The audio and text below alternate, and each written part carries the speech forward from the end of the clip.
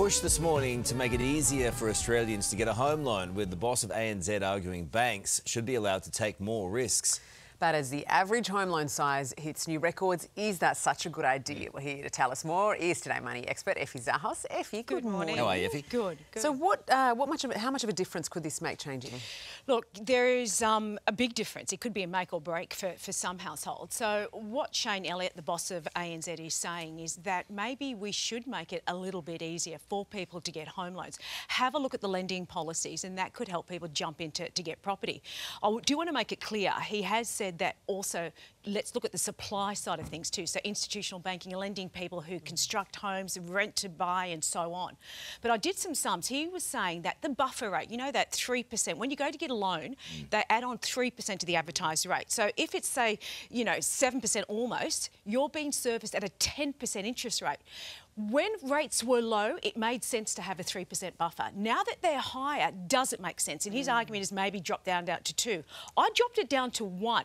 You can see there a couple on the average income would be able to borrow about $178,000 more. Effie, correct me if I'm wrong, but didn't we have a banking inquiry into stopping this kind of behaviour from banks for good reason? Yeah. So look, there are pros and cons, and I'm more on the side that there should be some common sense here.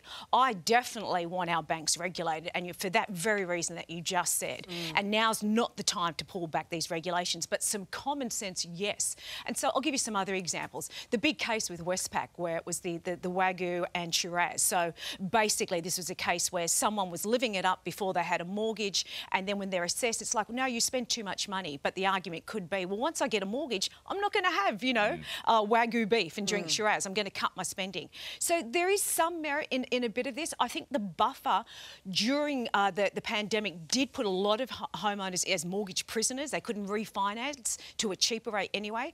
I think there's some common ground somewhere in the middle there. But you're right. We want our banks regulated. It's why our money is safe when we put it in there, and we don't want to wind when that you look back. at the profits.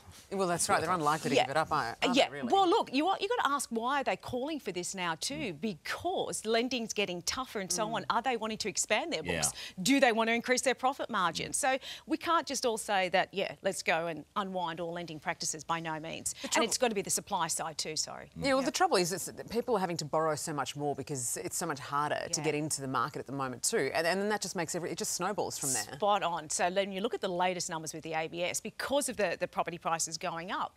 So take a look in New South Wales. This is the average mortgage size now for someone buying a home right now.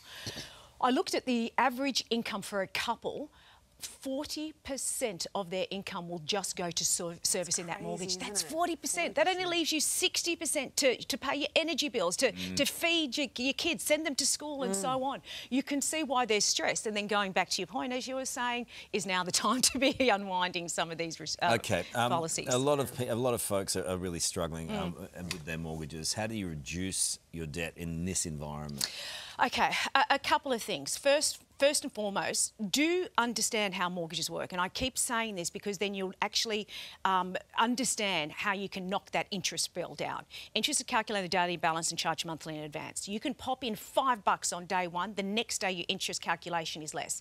Here's the situation. This is still one of the most common questions I get asked by new homeowners. Should I pay monthly, fortnightly or weekly? You can see here, assuming, you know, everything stays equal over the period, fortnightly or weekly work. But the big tip is when your lender gives you your monthly repayment, divide it by 2 and pay that. Don't actually, you know, amortise it over 52 weeks or I haven't explained that, sorry. Divide it by 2 and pay that monthly.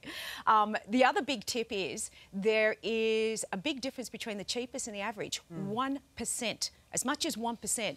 So I have 3 R's. Actually, yes, 3 R's. Refinance. Financially related R's. Right, 3 R's. Refinance, restructure and redivert. Try looking at some of those tips to actually claw back some savings. How handy. I have 3 R's. Always with the good advice you are, Effie.